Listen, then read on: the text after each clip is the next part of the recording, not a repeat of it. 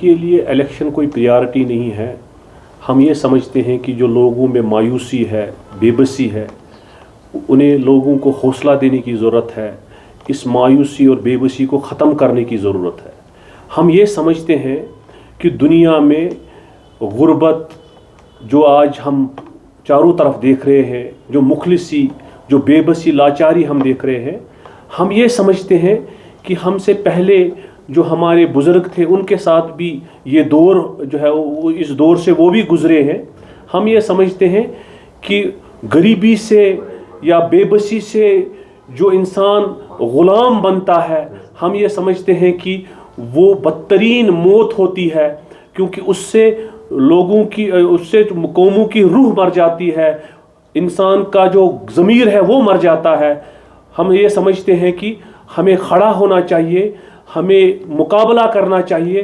جس طرح ہم نے دیکھا کہ ماضی میں ہمارے بزرگوں پہ بھی یہ وقت آیا تھا جب یہاں مغلز آئے تھے، جب یہاں انگریز آئے تھے، جب یہاں پٹھان آئے تھے، سب کو یہاں سے نکلنا پڑا. ان کی جو ان کی استقامت تھی، جو ان کا صبر تھا، تو انہوں نے ان کو سرخرو کیا. انشاءاللہ ہم بھی سرخرو ہو جائیں گے. آپ لوگوں نے دیکھا ہوگا کہ جب 5 اگست 2019 پہ جب لوگوں کے ساتھ زیادتیاں ہوئی، جموں کشمیر کے لوگوں کے ساتھ، جموں کشمیر کے لوگوں کے حقوق چھینے گئے، ہمارے ساتھ بے بسی اور لاچاری آپ نے چاروں طرف دیکھی، اس کے باوجود بھی اس سے پہلے ایک حملہ آپ لوگوں نے دیکھا. جو حملہ جموں کشمیر کے لوگوں پہ ہوا، اس سے پہلے جو حملہ ہوا وہ پی ڈی پی پہ ہوا. پی ڈی پی کے لیڈرشپ کو بند کیا گیا، پی ڈی پی کی لیڈرشپ کو جو ہے ان کے ساتھ زیادتیاں کی گئی، ان کے ساتھ وہ کیا گیا کہ جو ہم نے کہا آج تک کہیں نہیں دیکھا تھا. پی ڈی پی کو توڑا گیا. صرف اس کا ریزن یہ تھا کہ پی ڈی پی سی پلائی ہوئی دیوار کی طرح لوگوں کے احساسات اور جذبات کی ترجمانی کر رہی تھی.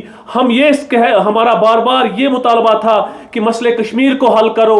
ہم نے بار بار یہ کہا کہ یہ گن کوئی سلوشن نہیں، گرنیڈ کوئی سلوشن نہیں، ٹینک کوئی سلوشن نہیں ہے. کسی کو بند کرنے سے، چاہے وہ حریت کانفرنس ہے یا جماعت اسلامیہ کو بین کرنا ہے، اس سے مسئلے حل نہیں ہوتے ہیں. یہ جو سارے مسئلے ہیں یہ خیالاتوں کا ایک جنگ ہے. ان کو بیٹھ کر بات چیت کر کے ہم ان مسئلوں کو حل کرنا چاہتے ہیں. یہ مسئلے حل ہو سکتے ہیں. ہم نے بار بار کہا ظلم بربریت سے کوئی چیز یہاں حاصل نہیں ہوگی.